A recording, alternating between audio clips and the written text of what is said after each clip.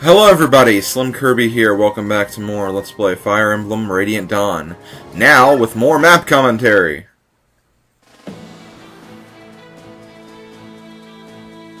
The Liberation Army's sweeping victory seems to signal a turn in the war for Dayin. However, General Jared uses his superior numbers to harry the group and threaten their fragile momentum. Benyan has fortified its army with weapons and supplies bought with funds stolen from Dayin. Benyan has also purchased the swords of a vast number of mercenaries from these same stolen funds. The Liberation Army does not want for willing fighters of its own. However, most are old men and inexperienced boys whose passion far outstrips their skill. The Liberation Army has no choice. It must bolster its ranks if it is to meet Benyan on equal terms. Its only hope lies locked in Benyan's prison camps, where Dayin's former soldiers await their rescue.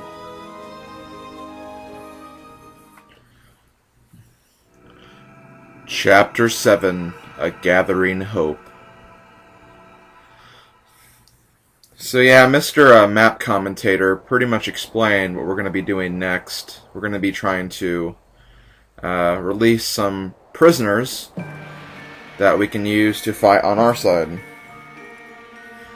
And once again, Azuka has an idea. I'm kind of scared to see what this idea might be, but let's go ahead and hear it, I guess.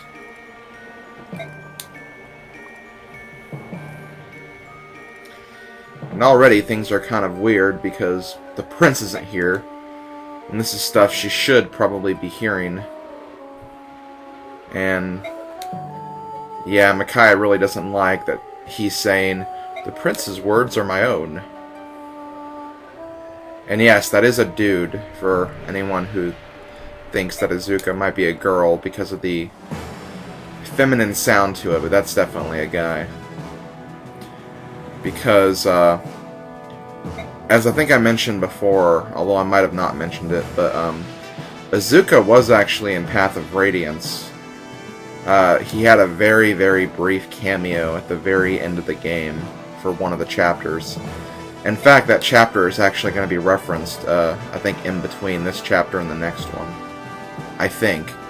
Don't quote me on that, but I think that's the case.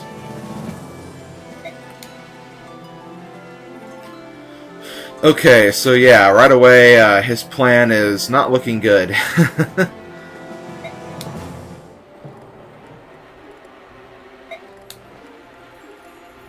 And he doesn't like that Micaiah is talking back to him.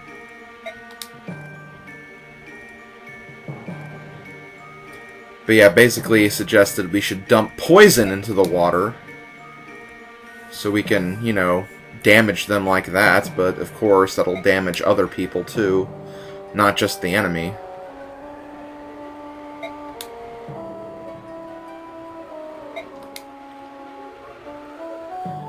So yeah, Azuka's gonna get mad, and he's pretty much gonna let us handle the plan, which is probably the best idea, honestly.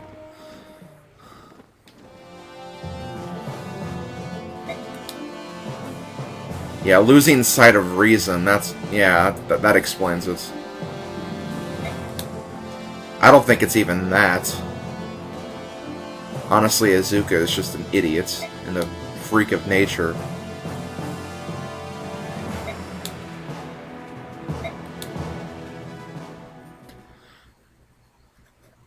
But I think we're at the base now. Okay, yeah, here we are. So let us do the usual base stuff. First, we have companions. Oh, looks like Meg and Zahark are going to talk.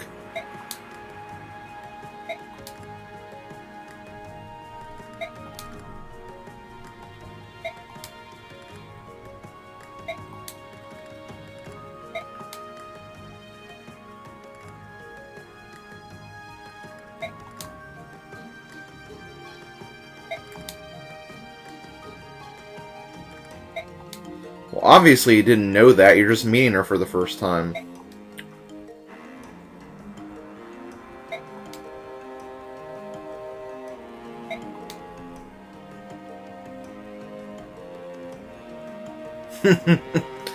Wow, that's actually kind of impressive. That she can actually lift a full-grown cow.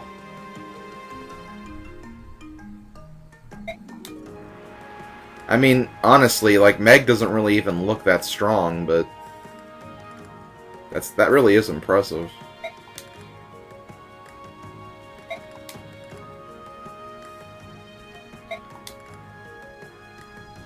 Okay, so here's where I think the biggest side plot... Well, no, wait. This side plot that's getting ready to be explained right now is probably the most worthless side plot in the entire game.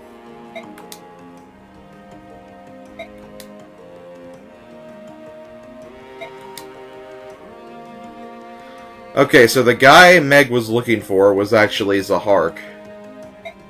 Now, honestly, I think this actually could have developed into an interesting storyline. But after this little conversation, it's never brought up ever again. Like, even if you support the two units, it's never brought up. So it's like, why even mention it? Like, I don't know, just mention the whole, like, you know, hey, I know your father, and, oh, that's cool, yeah, he talked about you a lot, too. I mean, I could understand that, but why do this whole, like, stupid, like, fiancé crap? That's kind of just really stupid.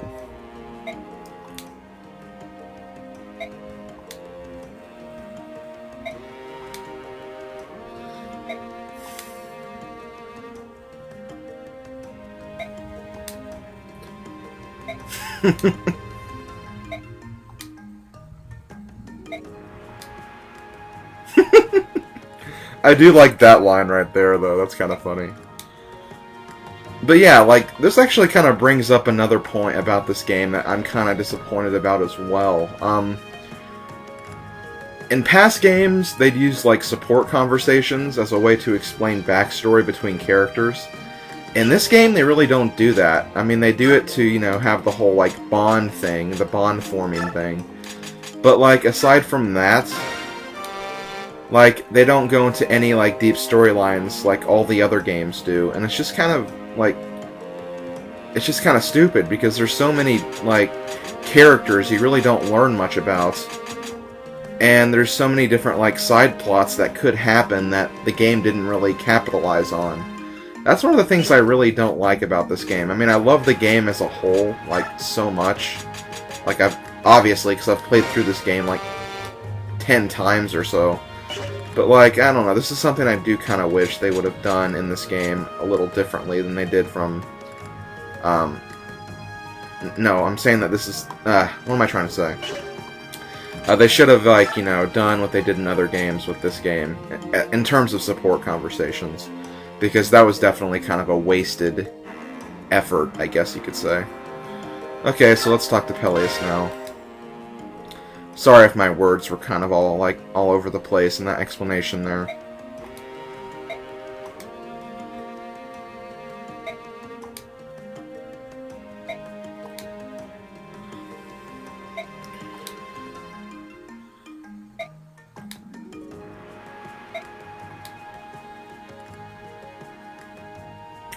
So yeah, Micaiah's going to pump some sense into Pelleas' head.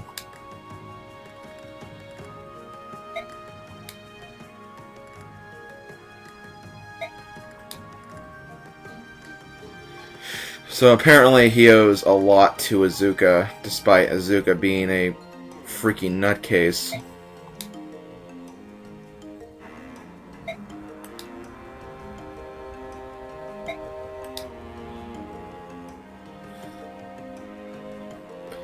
So, I mean, I guess that is something, but that really doesn't excuse Azuka's madness. But that's just my opinion. I'm sure there's many other people that agree with me, too.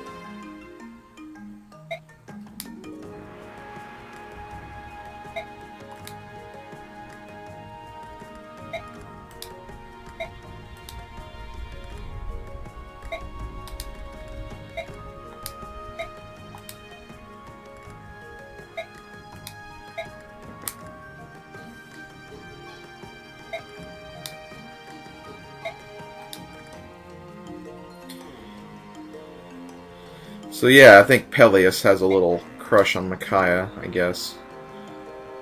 I mean, that's just kind of what I pick up from, like, this part of the game.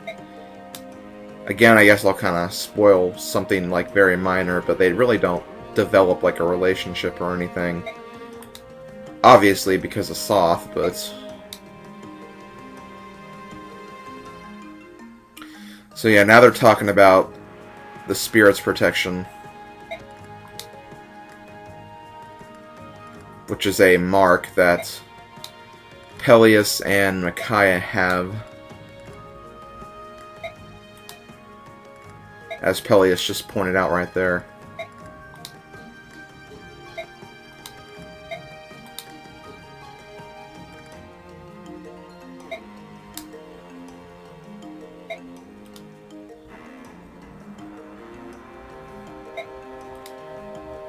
Or at least that's what Pelleas thinks. There's actually something a little more deep in terms of, like, the storyline that'll be explained later.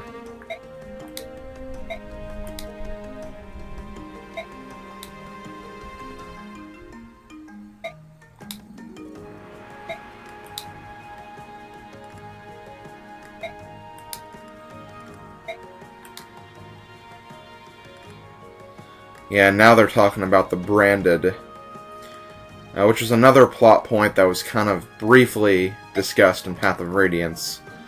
You actually learn about them from Ike and Soren's A support conversation, where Soren basically reveals that he is a Branded, which is a child of Laguz and Bjork.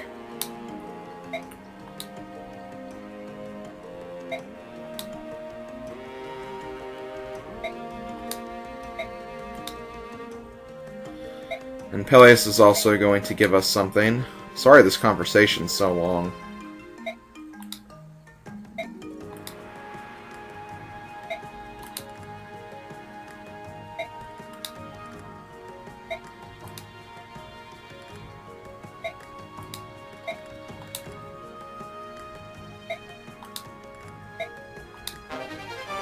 And we get the Brave Sword.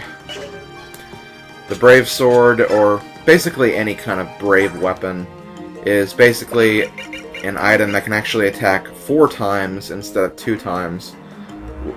And basically, like, you know, 1 attack is actually 2 attacks. In a way, it's kind of like Adept, but unlike Adept, it always works. Assuming that you actually hit, of course. So yeah, I'm probably going to give that to Edward, because I really don't have any other sword users besides Meg. And I'm not going to give Meg a Brave Sword.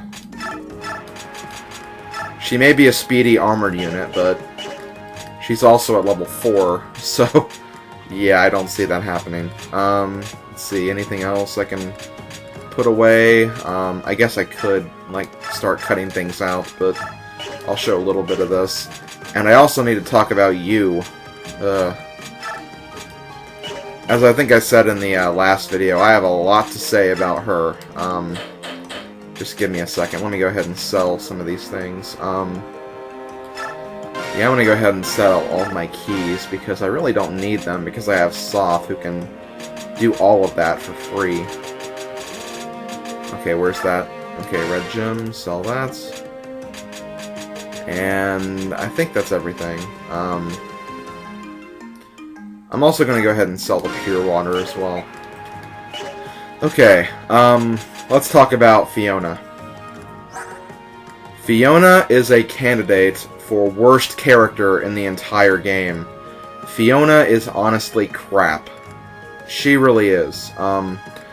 She's definitely the weakest unit of her class. She's obviously a Cavalier unit.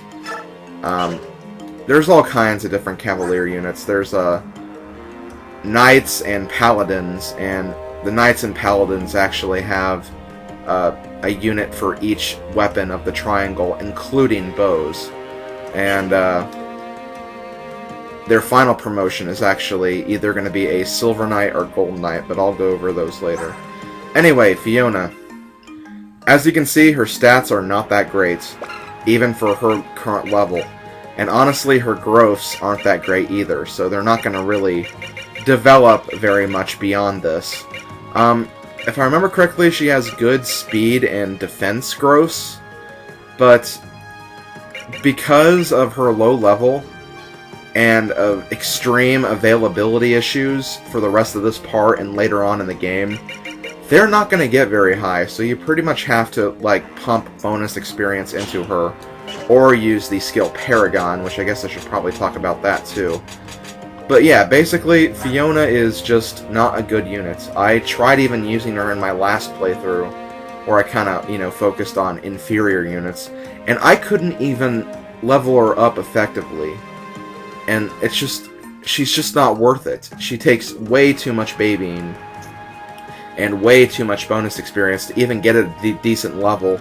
And when she gets at that decent level, like, she's still not going to be as good as your other units, even when she's on par or even higher than those units. So, honestly, I'd recommend avoiding Fiona at all costs. She is just not worth it at all. That's just my opinion. Okay, so I talked about Fiona, and okay, never mind about talking about Paragon, because I actually talked about that in the last video. But yeah, Paragon basically doubles the experience you get.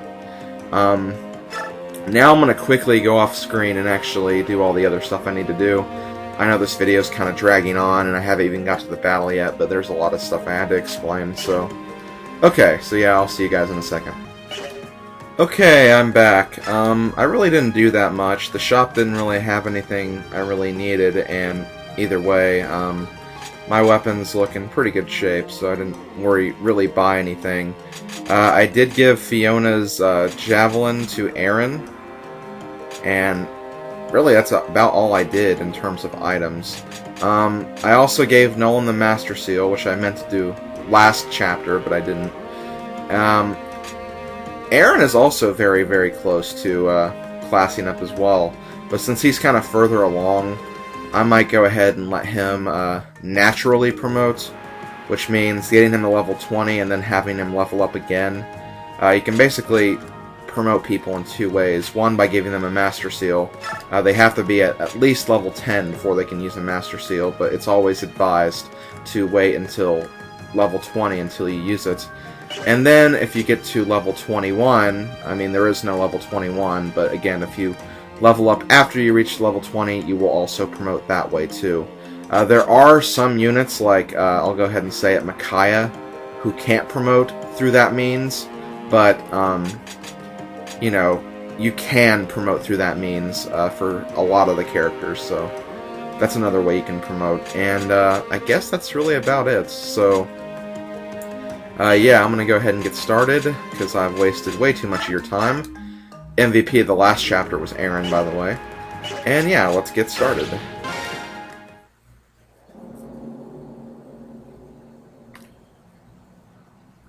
So here we are at the prison camp.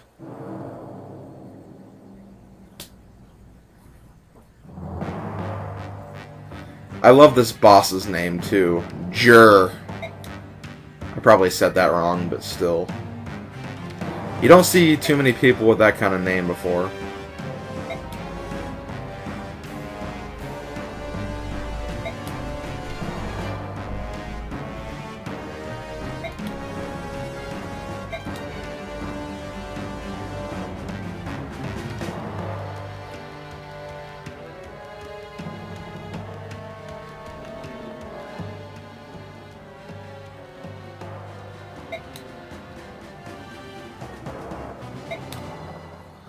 Okay, so, you actually can't use Tornado in this chapter, but, again, why would you want to?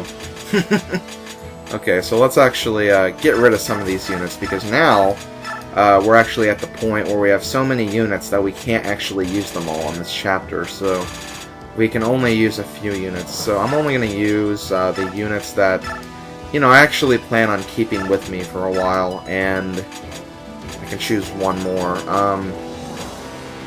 For safety, I'll go ahead and bring Zahark as well. And yeah, that'll about do it, so let's get started. I will have to reposition my units too. Let's see, we have Okay, I'll definitely want to put Aaron in front right here. We have axes over here, so we'll put Boyd and Jill. Edward bringing up the rear a little bit, and Zahark is back up, so that should be pretty good. Oh, we also have these kind of units too. I guess I could send Nolan this way. I really don't know. Should I do that? Again, it really doesn't matter, but still, I want to make sure I do this correctly.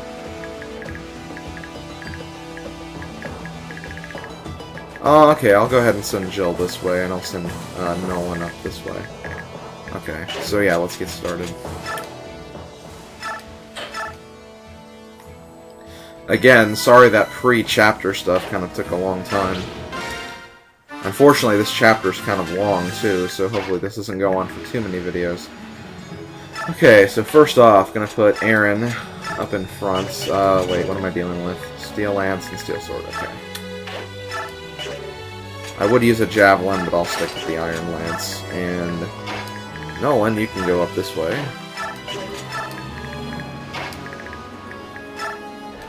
Jill, you go this way. Soth, you can follow right behind him, or her. Sorry, Jill. Because there's actually something Soth will have to do in a little bit. And speaking of other things, I did promise I would do this, at least just for this chapter, or for a while on this chapter. I actually got my new Radiant Dawn disc already, so hooray for that. So I can actually show animations now. That's really all I have to show the animations for, so... Oh yeah, Valug. I don't know if I will actually use Valug or not, but I'll go ahead and put him on. But yeah, I did get my new Radiant Dawn disc. It didn't take very long for the game to actually get in. I ordered it off of Amazon.com, and it was supposed to get here to, from 4 to 14 days, and I actually got it in 2 days. I love when the shipping does stuff like that. Very, very convenient. But unfortunately, I don't know if everything is completely fine just yet. I have a brand new disc, which works fine. But right now I have another problem, and basically my Wii, there are certain periods and certain games that just don't work in my Wii anymore. And it's not just, you know, the discs, because it actually does it for the Me channel and also for my Virtual Console games as well. So basically my Wii is pretty much shot and I'm gonna have to get it repaired. But for the time being, since it actually works for this game, I'm gonna keep going until, you know, actually start experiencing problems, and then I'm probably gonna send it in. But the way I figured it, I mean, as long as it's working now, like, I really didn't want to worry about sending it in, especially when I'm in the middle of a project like this.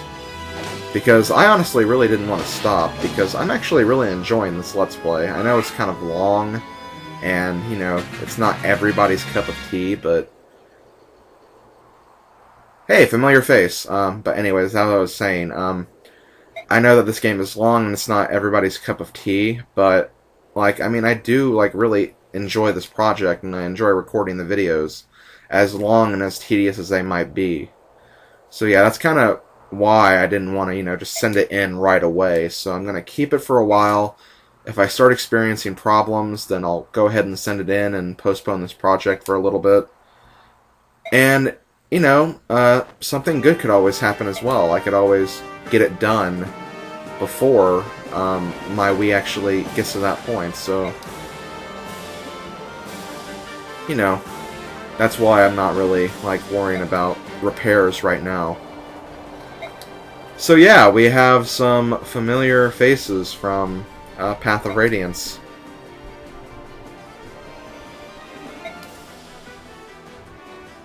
But yeah, we have Tormod and his Lagoose friends. And they can actually join us, too. We have to talk to Tormod with Soth.